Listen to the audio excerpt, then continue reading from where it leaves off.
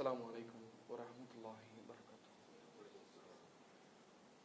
الحمد لله نحمده ونستعينه ونستغفره ونعوذ بالله من شرور أنفسنا ومن سيئات أعمالنا من يهده الله فلا مضل له ومن يضلل فلا هادي له وأشهد أن لا إله إلا الله وحده لا شريك له وأشهد أن محمدا عبده ورسوله أما بعد فقد قال الله تعالى في محكم القرآن الكريم أعوذ بالله من الشيطان الرجيم بسم الله الرحمن الرحيم يا أيها الناس اتقوا ربكم الذي خلقكم من نفس واحدة وخلق منها زوجها وبث منهما رجالا كثيرا ونساء واتقوا الله الذي تساءلون به والأرحام إن الله كان عليكم رقيبا يا أيها الذين آمنوا اتقوا الله حق تقاته ولا تموتن إلا وأنتم مسلمون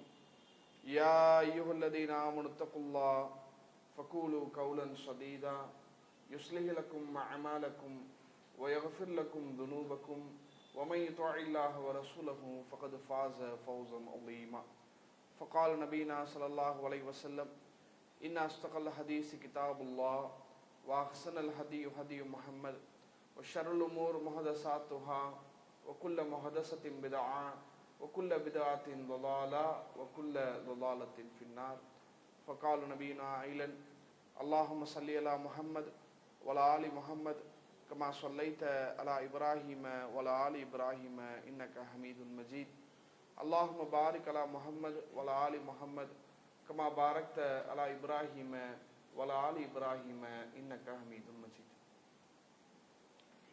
அளவற்ற அருளாளனும் நிகரில்லா பேரன்புடையனுமாகிய அந்த ஏக இறைவனை போற்றி புகழ்ந்தவனாக ஆரம்பம் செய்கின்றேன். இறைவனால் நம் மீது கடமையாக்கப்பட்ட ஜும்ஆ எனும் வணக்கத்தை குறித்த நேரத்திலே நிறைவேற்ற வேண்டும் என்கிற நல்ல நோக்கத்தில் நாம் எல்லாம் இங்கே ஒன்றாக குழுமியிருக்கிறோம். கண்ணியத்திற்குரியவர்களே, இஸ்லாத்தினுடைய அறிவுரைகளையும் இறைவன் சொல்லக்கூடிய போதனைகளையும் திருக்குர்ஆனுடைய வசனங்களின் மூலமாகவும் நபிகள் நாயகம் ஸல்லல்லாஹு அலைஹி வஸல்லம் அன்னவர்களுடைய வழிகாட்டுதலின் மூலமாகவும் நாம் அறிந்து கொண்டிருக்கிறோம்.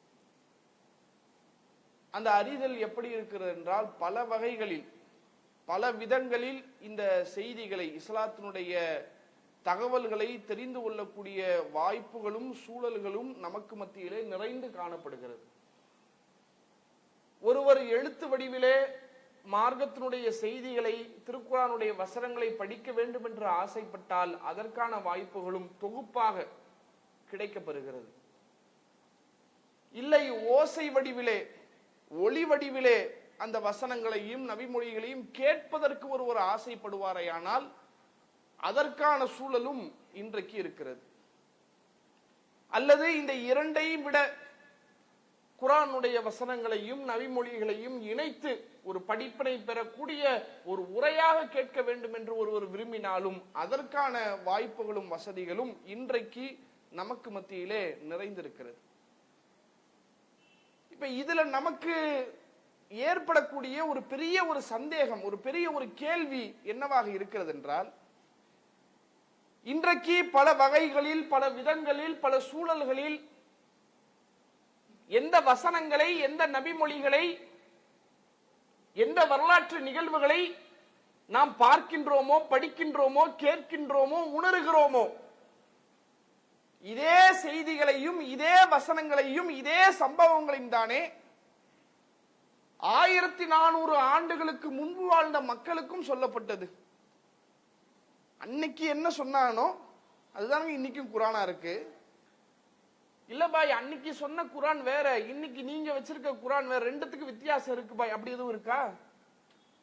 அன்றைக்கு எது வஹியோ அதுதான் இன்றைக்கும் வஹி, கியாமத் நாள் வர வரைக்கும் அதுதான்.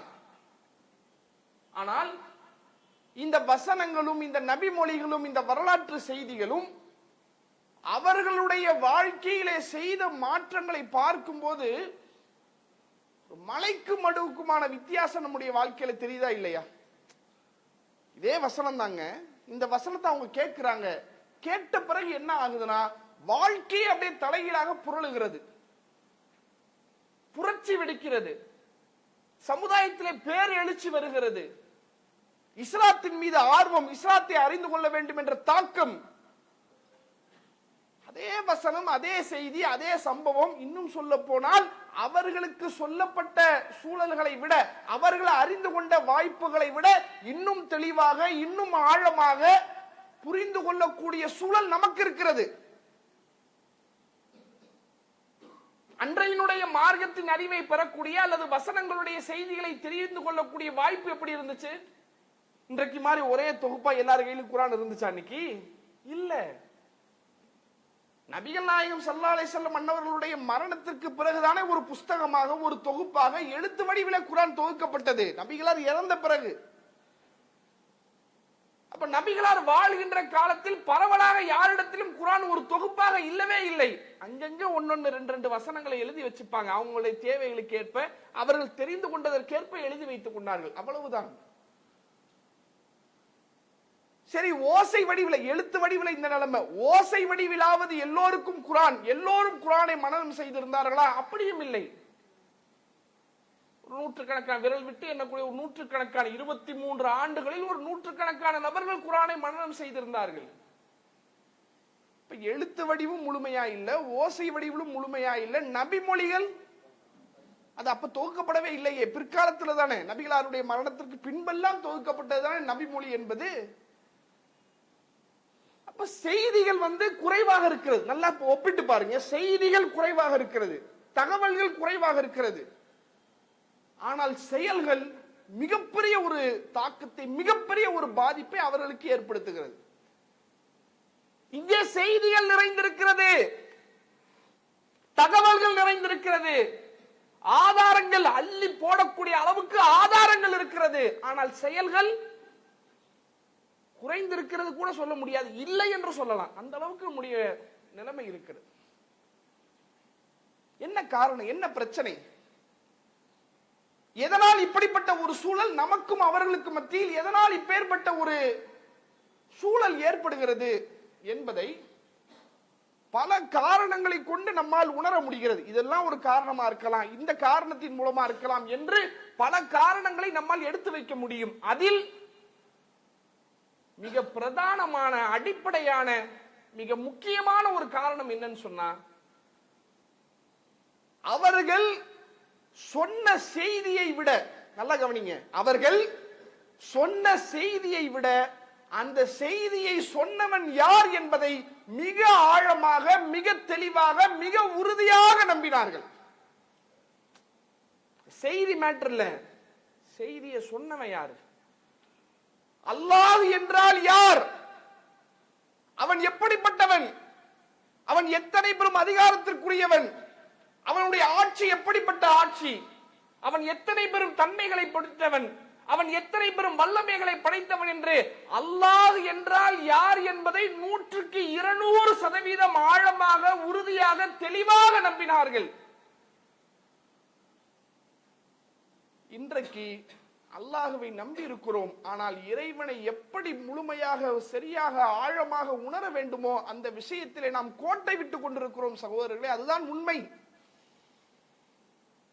அதை ஒரு முஸ்லிம், அதை ஒரு மூமின் ஆழமாக புரிஞ்சுக்கிட்டான் வைங்க, குர்ஆனுடைய வார்த்தைகள் தொகுப்பாக சொல்ல வேண்டிய அவசியம் அல்ல, ஒரு வார்த்தை சொன்னால் போதும் அவனுடைய உள்ளத்தை அதை ஆட்டம் காண வைத்துவிடும். நீங்க சஹாபாக்களுடைய வாழ்க்கையில ஒரு அற்புதமான ஒரு சம்பவங்க இந்த வசனம். நம்மளும் இந்த வசனத்தை தொழுகையில் அதிகமாக ஓதுகிறோம், ஓத சொல்லி கேட்கிறோம். ஆனால் இந்த வசனம் அவர்களுடைய வாழ்க்கையில ஏற்படுத்திய ஒரு தலைகீழ் மாற்றம் இருக்கு பாருங்க. சுப்ஹானல்லாஹ், நீங்க தனிமையில் அந்த சம்பவத்தை எல்லாம் எடுத்து பாருங்க, படித்து பாருங்க, ஆச்சரியத்தினுடைய உச்சிக்கே போயிருவீங்க. அல்லாஹ் ரப்பல் ஆலமீன் தன்னுடைய திருமறையிலே சூரத்துல் பக்ராவுடைய 284வது வசனம் இறைவன் சொல்லுகிறான், லில்லாஹி மாஃபி ஸமாவாத்தி வ மாஃபில் அர்ல், வானங்களிலும் பூமியிலும் உள்ளது அல்லாஹ்வுக்கு சொந்தமானது. வ இன் துபுது மாஃபி அன்ஃபுசிக்கும் அவ் துக்ஃபூஹு யுஹாசிபுக்கும் பிஹில்லாஹ், உங்களுடைய உள்ளங்களில் நீங்கள் எதையேனும் வெளிப்படுத்தினால், உள்ளத்துல ஒண்ணு நினைச்சு அதை வெளிப்படுத்தினாலோ அல்லது உள்ளத்திலே ஒன்றை நீங்கள் தவறாக எண்ணி வைத்திருந்தாலோ யுஹாசிபுக்கும் பிஹில்லா, அதற்கும் இறைவன் உங்களை விசாரிப்பான். உள்ளத்துல நினைக்கிறல்ல, ஒருத்தரை பத்தி ஒருத்தரை பார்க்கும்போது ஒருத்தர் செயல் செய்யும் போது நமக்கு உள்ளத்துல ஒரு எண்ணம் வரும், ஆனா சொல்ல மாட்டோம், மனசுல இருக்கும், அப்படியே கடந்து போயிருவோம். அல்லாஹ் சொல்றான், உன் உள்ளத்திலே வரக்கூடிய எண்ணங்களையும் நான் விசாரிப்பேன். வசனம் இறங்குகிறது. சஹாபாக்கள் நேரா ரசூலுல்லாஹ்விடத்துல போறாங்க. நபிகளார் அமர்ந்திருக்கிறாங்க. நபிகளார் முன்பு மண்டியிட்டு அமர்ந்து, அல்லாஹ்வின் தூதரே, அல்லாஹ் இப்படி ஒரு வசனத்தை சொல்றானே, இறைவன் எங்களை தொழச் சொன்னால் நாங்கள் தொழுது விட்டோம், எங்களை நோன்பு நோக்க சொன்னால் நாங்கள் நோன்பு நோற்று விட்டோம், அறப்போர்களிலே கலந்து கொள்ள வேண்டும் என்று இறைவன் கட்டளையிட்டால் நாங்கள் கலந்து கொண்டு விட்டோம், ஆனால் எங்களுடைய உள்ளங்களிலே கெட்ட எண்ணங்கள் வரக்கூடாது, தவறான எண்ணங்கள் வரக்கூடாது என்று இறைவன் சொல்லி இருக்கிறானே, இது எங்களால் எப்படி செய்ய முடியும் அல்லாஹ்வின் தூதரே? நாங்கள் எவ்வளவுதான் முயற்சித்தாலும் அதை எங்களால் கட்டுப்படுத்த முடியாது. உண்மைதானே? யதார்த்தமா யோசிச்சு பார்த்தா இவங்க சொல்ற பாயிண்ட் வேலிடான பாயிண்ட். ஏன்னா தொழுவுறது நம்ம கண்ட்ரோல்ல இருக்குது, நோம்பு வைக்கிறது நம்ம கண்ட்ரோல்ல இருக்குது, அறப்போர்ல கலந்துக்கிறது நம்ம கண்ட்ரோல்ல இருக்குது. மனசுல ஒரு எண்ணம் வருது, இது ஏன் கண்ட்ரோல்ல உள்ள விஷயமா? இல்லையே. என்னால் எப்படி அந்த எண்ணத்தை வராமல் தடுப்பதற்கான வாய்ப்பு எனக்கு கிடையாதே, என்னால செய்ய முடியாதே, நான் என்ன பண்றது என்று வந்து கேட்கிறார்கள். நபிகள் நாயகம் ஸல்லல்லாஹு அலைஹி வஸல்லம் அன்னவர்கள் சொன்ன அந்த பதில் இருக்கு பாருங்க, அப்படியே ஆட வைக்குதுங்க. ரசூலுல்லாஹ் சொல்றாங்க, இந்த வேதம் வழங்கப்பட்ட யூத கிறிஸ்துவர்கள் இருக்கிறார்களே, அவர்கள் சொன்னதை போல நீங்கள் சொல்ல வேண்டும் என்று ஆசைப்படுகிறீர்களா? அவன் என்ன சொன்னான்? காலு சமியனா வ அசைனா, நாங்கள் கேட்டோம் மாறு செய்தோம் என்று அவர்கள் சொன்னார்கள். நீங்கள் அப்படி சொல்ல போகிறீர்களா? அப்படி சொல்லாதீர்கள். சமியனா வ அத்தானா, கேட்டோம் கட்டுப்பட்டோம் என்று சொல்லுங்கள். உங்களால முடியுமோ முடியாதோ, நாங்க கேட்டுட்டோம் இறைவா, கட்டுப்படுறோம், எங்களால முடிந்த அளவுக்கு நாங்கள் அடக்கிக் கொள்ள முயற்சி செய்கிறோம், இறைவா எங்களுக்கு உதவி செய் இறைவா என்று அல்லாஹ்விடத்தில் நீங்கள் சரணாகதி அடையுங்கள். கேட்டோம் கட்டுப்பட்டோம் என்று சொல்லுங்கள், கேட்டோம் கட்டுப்பட்டோம் என்று சொல்லுங்கள். சஹாபாக்கள் அப்படியே சொல்ல ஆரம்பிக்கிறாங்க, கேட்டோம் கட்டுப்பட்டோம், கேட்டோம் அப்படியே சொல்ல சொல்ல சொல்ல சொல்ல அவர்களுடைய உள்ளங்களிலே ஒரு அமைதி ஏற்பட்டு, கேட்டோம் கட்டுப்பட்டோம் இறைவா, உனக்கு நாங்கள் அடிபணிகிறோம், எங்களுக்கு உதவி செய் இறைவா, எங்களுடைய பாவங்களை மன்னி இறைவா என்ற அந்த ஒரு மனநிலைக்கு அவர்கள் போகக்கூடிய நேரத்தில் அளவற்ற அருளாளன், நிகரில்லா அன்பாளன்.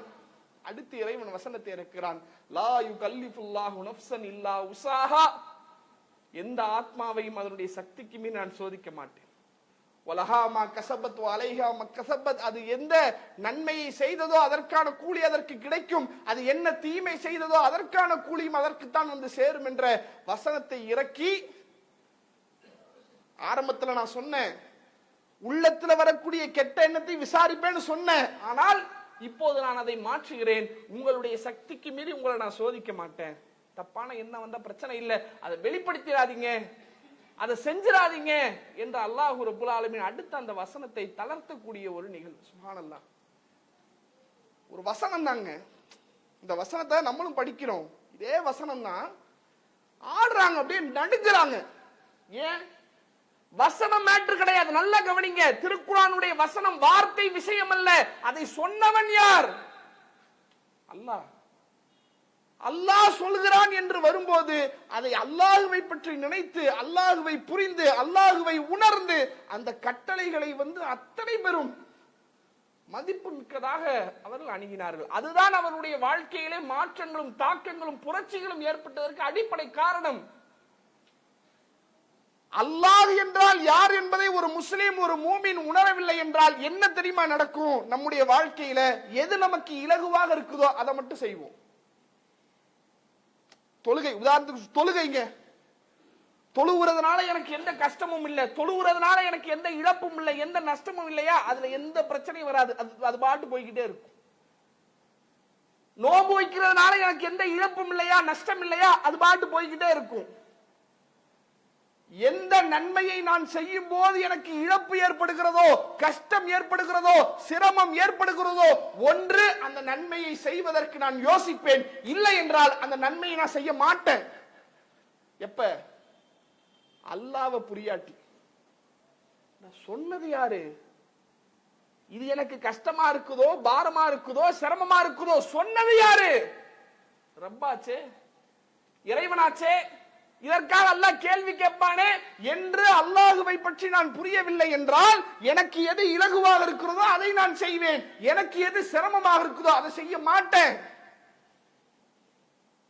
தொழுகிறதுல எனக்கு சிரமம் இல்ல, நோன்பு வைக்கிறது எனக்கு சிரமம் இல்ல, அதுல எந்த பாதிப்பு வராது, தொடர்ந்து போய்கிட்டே இருக்கும். எதுல எனக்கு சிரமமா இருக்குது? காசை கொடு, சம்பாரிச்ச காசுல தர்மம் கொடு, அள்ளி கொடு, ஏழைகளுக்கு கொடு, வறியவர்களுக்கு கொடு, அண்டை வீட்டாருக்கு கொடு, சகோதரர்களுக்கு கொடு, எல்லாத்துக்கும் எடுத்து கொடு. இவன் நினைப்பான், என்ன எல்லாத்துக்கும் எடுத்து கொடு, எனக்கு வேணும்ல, அவனுக்கு கொடு, இவனுக்கு கொடு, கொடு கொடுன்னா எனக்கு வேணும்ல. இப்ப என்ன பண்றது? கொடுக்கவும் வேணும், எனக்கும் வேணும். என்ன பண்ணலாம்? இந்த 10 ரூபா வச்சுக்க, இந்த 50 ரூபா வச்சுக்க, 100 ரூபா வச்சுக்க, நீ கொடுப்பா, நான் உனக்கு தரேன். காசை கொடு, கொடுத்தால் உன்னுடைய பொருளாதாரம் குறையும் நீ நினைக்கிறியா? கவலைப்படாத, அதை நான் வளர்க்கிறேன். அல்லாஹ் சொல்றான், நீ கொடு, உன்னுடைய பொருளாதாரத்தை நான் வளர்க்கிறேன், அதிகப்படுத்துறேன், உனக்கு அதுல பரக்கத் செய்கிறேன், விசாலத்தை தரேன். சரிதான், இப்ப வேணாம். இது என்ன? அல்லாஹ்வை தெரியல, சொன்னது ரப்பாச்சேங்க. இறைவா, நீ சொன்ன பிறகு எனக்கு என்ன? இந்த அப்படி போ, அது எந்த இல்ல. சுப்ஹானல்லாஹ், அல்லாஹ் குர்ஆன்ல சொல்லி காட்டுறான், அன்ஃபிகு மிம்மா ரஸக்னாக்கும், உங்களுக்கு நான் வழங்கியதிலிருந்து தர்மம் செய்யுங்கள்.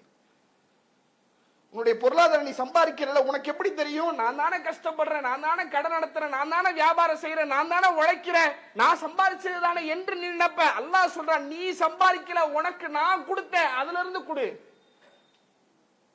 ரப்பு கொடுக்கிறான், அவன் கொடுக்க சொல்றான், கொடுத்துட்டு போ. இது எப்ப வரும்? அல்லாஹுவை பற்றி புரியும் போதுதான் வரும். நீங்க நல்ல இந்த விஷயத்தை இப்படியே நீங்க ஒப்பிட்டு பாருங்க. சஹாபாக்கள் என்ன செய்யறாங்க? அல்லாஹ்வுடைய பாதையில கொண்டு வந்து கொட்டுறாங்க. இவ்வளவுதான், என்கிட்ட இருக்கிற மொத்த உணவே இவ்வளவுதான், இந்தாங்க அல்லாஹ்வின் தூதரே, என்னுடைய மொத்த சொத்தே இதுதான், இந்தாங்க அல்லாஹ்வின் தூதரே, உங்களுக்கு விரும்பியதிலிருந்து நீங்கள் செலவு செய்யாத வரை நீங்கள் நன்மையை பெற முடியாது என்று வசனம் இறங்கின உடனே ஒரு நபித்தோழர் வந்து, அல்லாஹ்வின் தூதரே, பைருவாங்கிற தோட்டத்தை தான் நான் விரும்புறேன், அதை தயவு செய்து என்கிட்ட இருந்து எடுத்துக்கிறீங்களா? இதெல்லாம் என்ன நான் கேட்கிறேன், இதெல்லாம் எப்படி சொன்னாங்க?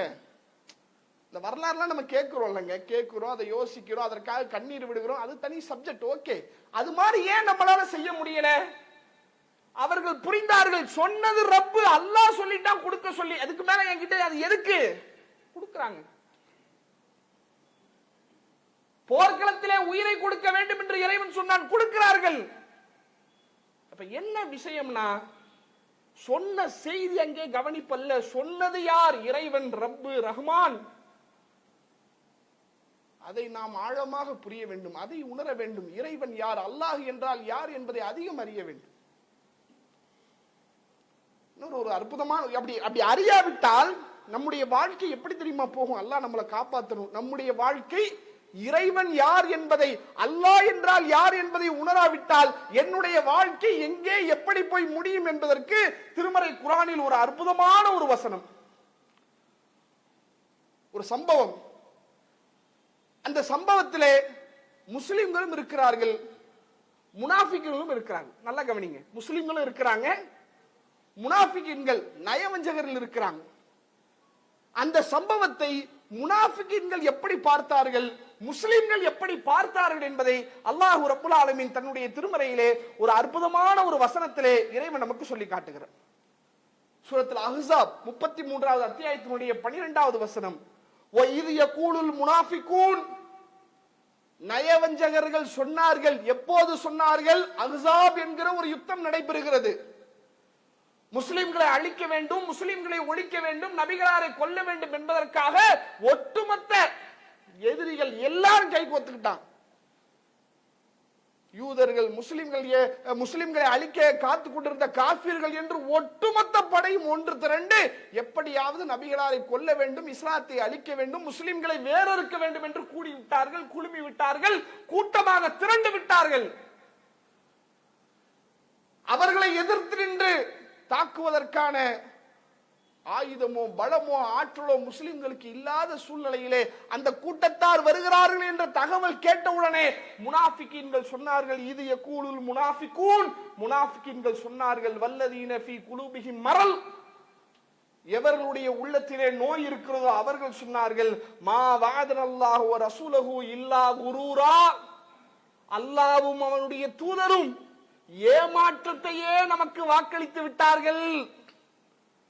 அல்லாஹ் சொன்னா, தூதர் சொன்னாங்க என்று போர்க்களத்துக்கு நீங்க வந்துட்டீங்களே, உங்களுக்கு ஏமாற்றம் தான், உங்களுக்கு நஷ்டம் தான், உங்களுக்கு அழிவுதான், நீங்க அழிய போறீங்க.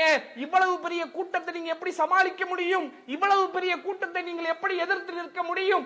அல்லாஹ்வுடைய பேச்சை, அல்லாஹ்வின் தூதர் பேச்சை கேட்டு வந்தீங்களே, உங்கள் அனைவருக்கும் அழிவுதான் ஏற்பட போகிறது. முனாஃபிக்கின்களும் உள்ளத்திலே நோய் உடையவர்களும் இந்த வார்த்தையை சொன்னார்கள்.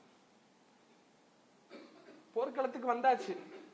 ஏன்னா கடந்த காலகட்டத்தில் பல போர்க்களத்தில் இஸ்லாமிய படை ஜெயித்திருக்கிறது, கனிமத்து பொருட்களை பெற்றிருக்கிறது, யுத்த களங்களிலே வெற்றி வாகையை சூடி இருக்கிறது. அதையெல்லாம் கேட்டு இந்த யுத்தத்திலே நம்ம ஜெயிச்சிடலாம், நிறைய கனிமத்து பொருள் நமக்கு கிடைக்கும் என்று ஆசைப்பட்டு இந்த யுத்த களத்துக்கு வந்தீங்களே, பார்த்தீங்களா எவ்வளவு பெரிய கூட்டம் வருகிறார்கள், உங்கள் கதை முடிக்கப்பட்டது, இனி உங்களால் இந்த உலகத்தில் வாழவே முடியாது என்று முனாஃபிகீன்கள் அந்த கூட்டத்தை பார்த்து கதறுகிறார்கள், பதறுகிறார்கள், கத்தி ஊரை கூட்டுகிறார்கள். இப்ப அல்லாஹ் என்ன செய்யறான்? இது முனாஃபிகீன்களுடைய வார்த்தையா? இங்க மூமின்களுடைய வார்த்தையை சொல்றான். சுப்ஹானல்லாஹ். யுத்த களத்துல வந்தாச்சுங்க, எதிரிகள் வந்துட்டாங்க. இவர்கள் நினைத்ததை விட பல மடங்கு எதிரிகள் ஆயுத பலத்தோடு ஆட்பலத்தோடு வந்து நிற்கிறார்கள். என்ன செய்வது என்று தெரியாமல் மரணத்தினுடைய வருகையை அப்படியே வாசலிலே கண்கொண்டு பார்க்கிறான். மரணம் வருவது அப்படி கண்ணுக்கு முன்னாடி தெரியுது அவனுக்கு. அந்த நேரத்தில் ஈமான் கொண்டவர்கள் சொன்ன வார்த்தை இருக்கிறதே, வலம்மார் அல் முஃமினூனல் அஹ்ஸாப், இந்த பெரும் கொண்ட பேர் படையை, பெரும் கூட்டத்தை மூமின்கள் கண்டபோது அவர்கள் சொன்னார்கள், காலு ஹாதா மா வஅதனல்லாஹு வ ரசூலுஹு வ ஸதகல்லாஹு வ ரசூலுஹு, இதைத்தான் அல்லாஹ்வும் அவருடைய தூதரும் எங்களுக்கு வாக்களித்தார்கள், அல்லாஹ்வும் அவருடைய தூதரும் உண்மையை சொல்லிவிட்டார்கள்.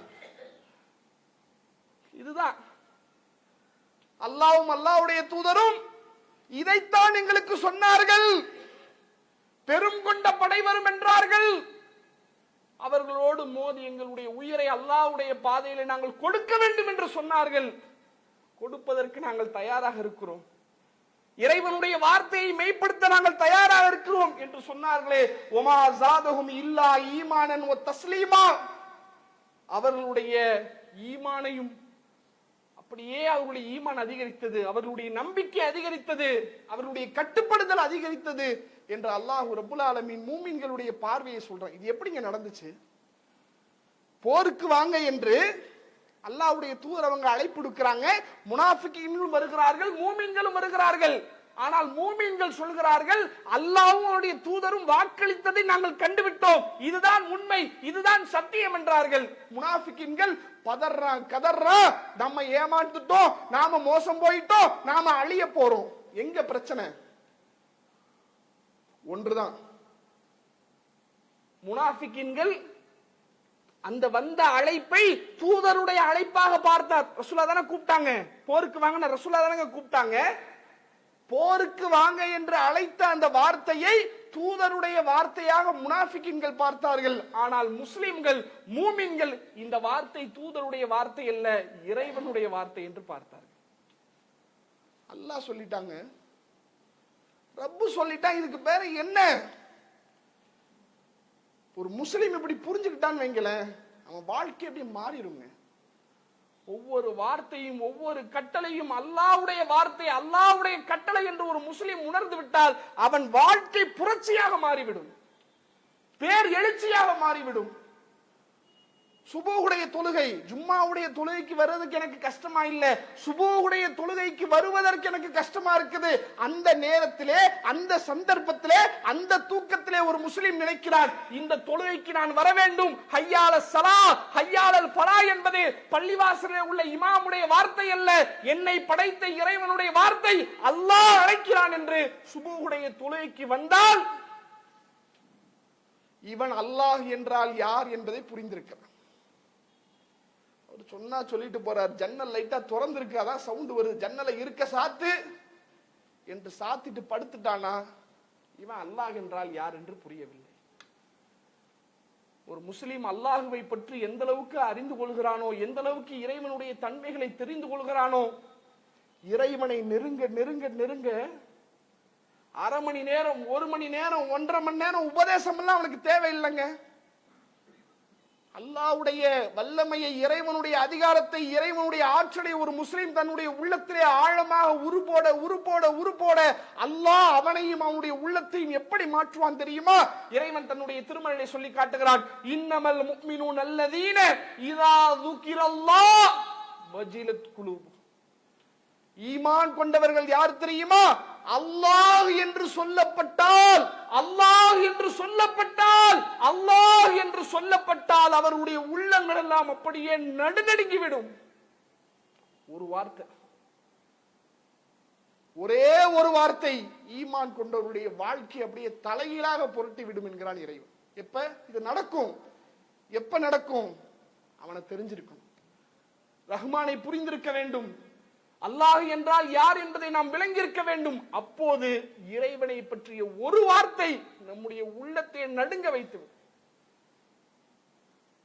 அப்படிப்பட்ட அந்த இறைவனை நாம் தெரிந்து கொள்ள வேண்டும், அல்லாஹ் என்றால் யார் என்பதை நாம் புரிந்து கொள்ள வேண்டும் என்பதற்காகத்தான் அல்லாஹ் ரப்புல் ஆலமீன் இந்த திருமறை குர்ஆனையே நமக்கு தரான்.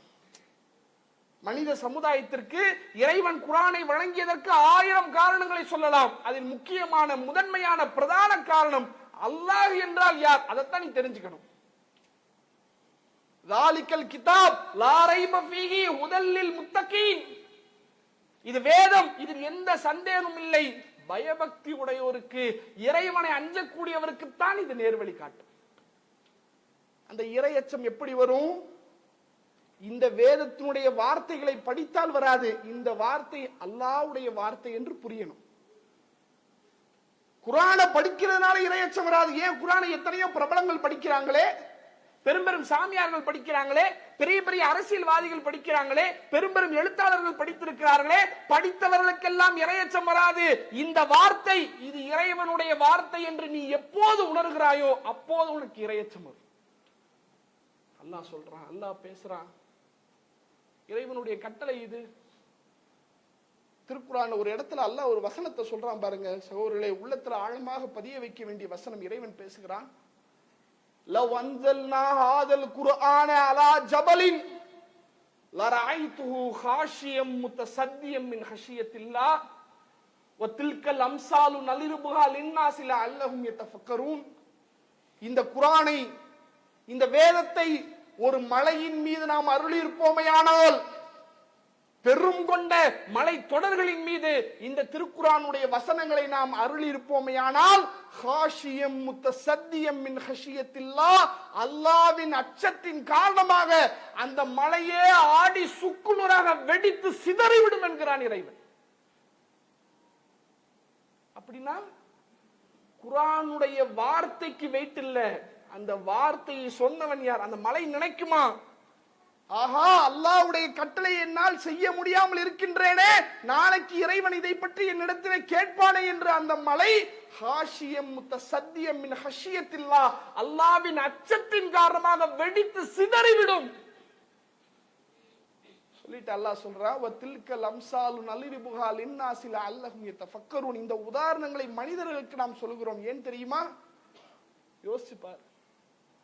அல்லாஹ்வுடைய வார்த்தையை நீ கையில வச்சுக்கிட்டு இறைவனை பற்றி புரியாமல் நீ எப்படி இருக்கிறாய்?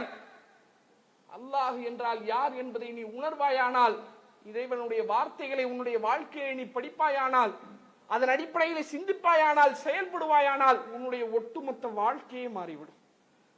ஒரு மலை எப்படி இருந்த இடம் காணாமல் மாறி போய் விடுகிறதோ அது போல உன்னுடைய வாழ்க்கை மாறும் என்றான் இறைவன்.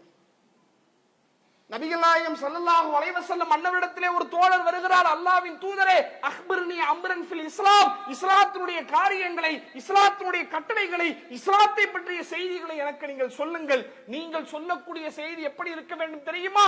லா அஸ்அலு அன்ஹு பஅதக், உங்களுக்கு பிறகு வேறு எந்த மனிதனிடத்திலும் நான் கேட்க கூடாது, அப்படி இஸ்லாத்தை பற்றி எனக்கு சொல்லுங்கள் என்றார். எல்லாம் இஸ்லாத்தினுடைய A to Z எல்லாத்தையும் நீங்க விளக்கமா, விபரமா, நிதானமா, பொறுமையா எனக்கு விளக்கி சொல்லுங்க அல்லாஹ்வின் தூதரை என்று கேட்கும் போது அல்லாஹ்வுடைய தூதர் அவர்கள் ஒற்றை வார்த்தையிலே பதிலளித்தார்கள், ஆமன்து பில்லாஹ் சும்மஸ்தகி, அல்லாஹ்வை நம்பினேன் என்று சொல், அதிலே உறுதியாக நீங்கள் முடிந்து விட்டது, அவ்வளவுதான். இதை எல்லாத்தையும் நீங்கள் புரிந்து இந்த ஹதீஸை உங்களுடைய உள்ளத்துல கொண்டு வந்து வச்சீங்கன்னு வைங்க, அதனுடைய வார்த்தையினுடைய வலிமையே வேற. அல்லாஹ்வை நம்பு, அதுதான் சரியாக, முறையாக, ஆழமாக, தீர்க்கமாக, தெளிவாக படைத்த இறைவன் என்றால் யார், அவனுடைய ஆற்றல் என்ன, அவனுடைய அதிகாரம் என்ன, அவனுடைய தன்மை என்ன என்பதை ஒரு முஸ்லிம் ஆழமாக தன்னுடைய உள்ளத்திலே பதிய வைக்க அந்த எண்ணம், அந்த சிந்தனை அவனுடைய உள்ளத்திலே உறுதியை தரும். அந்த உறுதிதான் ஒட்டுமொத்த இஸ்லாமே என்றார். இதற்கான ஒரு பயிற்சியை நாம் எடுத்து இறைவனை பற்றிய தேடுதலோடு, இறைவனை பற்றிய சிந்தனையோடு திருமறை குர்ஆனை நாம் அணுகினோமையானால் இறைவன் என்றால் யார், அல்லாஹ் என்றால் யார் என்பதை நம்மால் திருமறை குர்ஆனின் வாயிலாக உணர முடியும். அதை அறிந்து அதன் அடிப்படையிலே நம்முடைய செயல்பாடுகளை சீரமைக்க எல்லாம் உள்ள இறைவன் அருள் செய்ய வேண்டும் என்று சொல்லி என்னுடைய முதல் உரையை நிறைவு.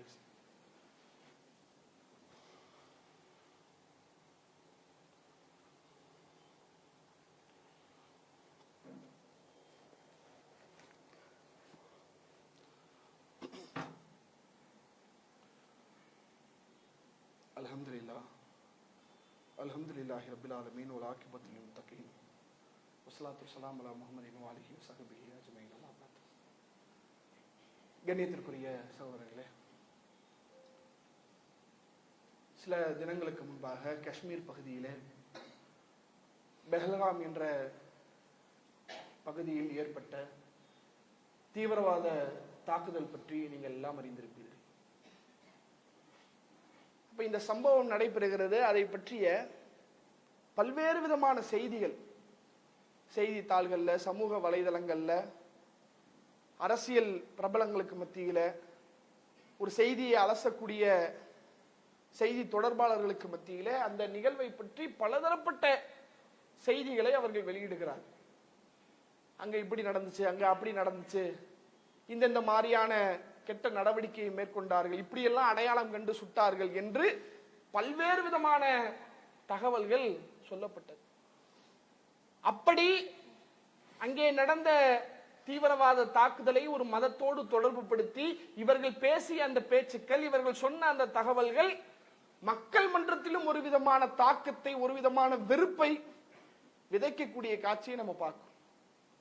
மக்கள் எல்லாம் கொதிக்கிறார்கள், கொந்தளிக்கிறார்கள், இப்படி நடக்கிறதே, இப்படி அநியாயம் செய்கிறார்களே என்று கோபத்திலே மக்கள் கொதித்து எழக்கூடிய சம்பவம் நடந்தது.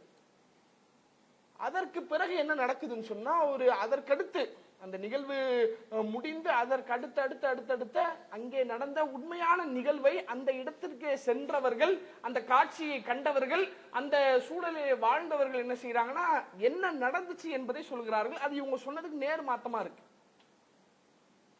அடையாளம் கண்டு சுட்டார்கள், யார் யார் என்று தேடி பார்த்து சுட்டார்கள், அப்படி ஒரு சம்பவமே அங்க நடக்கலங்க. அங்க நடந்ததே வேற. அங்கே இருந்தவர்கள், அந்த காட்சியை பார்த்தவர்கள், அங்கே ஓரத்திலே வாழக்கூடிய மக்கள் அந்த விவரங்களை எல்லாம் என்ன செய்யறாங்க, அடுத்தடுத்து சொல்றாங்க. அதனுடைய தகவல்கள் என்னவாகுது, அதனுடைய உண்மை நிலவரம் பின்னால கொஞ்சம் கொஞ்சமா வெளியே வருது. இப்போ வரைக்கும் வந்துகிட்டு தான் இருக்குது. அப்ப இதுல நாம பார்க்க வேண்டிய, நாம் கவனிக்க வேண்டிய, இஸ்லாம் நமக்கு சொல்லக்கூடிய மிக முக்கியமான ஒரு பாடம் இருக்கிறது. இந்த நிகழ்வை பல கோணங்களை நம்ம பார்க்கலாம். அரசியல் ரீதியாக பார்க்கலாம், மனித ரீதியாக பார்க்கலாம், தீவிரவாத அந்த ரீதியாக பார்க்கலாம், ராணுவத்தினுடைய பாதுகாப்பு, இப்படி நம்ம பார்க்கலாம். ஆனால் இஸ்லாம் இது போன்ற நிகழ்வின் போது இது போன்ற செய்திகளை ஒரு முஸ்லிம் எவ்வாறு அணுக வேண்டும் என்று இஸ்லாம் நமக்கு சொல்லி தருகிறது. அல்லாஹ் ரப்பல் ஆலமீன் தன்னுடைய திருமறையிலே சொல்லி காட்டுகிறான், யா அய்யுஹல்லதீன ஆமனு, இறை நம்பிக்கையாளர்களே, இன் ஜாக்கும் ஃபாசிகுன் பிநபையின், பாவி உங்களிடத்திலே ஒரு செய்தியை கொண்டு வருவானே ஆனால் ஃபத்தபையனு, அதை நீங்கள் தெளிவுபடுத்துங்கள், அதனுடைய உண்மைத்தன்மை என்ன என்று ஆராயுங்கள். அன் துஸீபு கௌமன் பிஜஹாலத்தின் அன் துஸ்பிஹு அலா மா ஃபஅல்தும் நாதிமீன், நீங்கள் ஒருவேளை அந்த செய்தியினுடைய உண்மை தன்மையை நீங்கள் ஆராயவில்லை என்றால் ஒரு சமுதாயத்திற்கு எதிராக மோசமான நடவடிக்கையை நீங்கள் மேற்கொள்வீர்கள். ஃபதுஸ்பிஹு அலா மா ஃபஅல்தும் நாதிமீன், அப்படி நீங்கள் மேற்கொள்வீர்கள் ஆனால் நீங்கள் செய்த அந்த தவறான நடவடிக்கையின் மூலம் பின்பு நீங்கள் வருத்தப்பட வேண்டிய ஒரு சூழல் ஏற்படும் என்று இறைவன் தன்னுடைய அப்படியே இந்த நிகழ்வுக்கான விளக்கத்தை அல்லாஹ் சொல்றான். ஒரு செய்தி வருதா, வந்த உடனே அதை பரப்பாத.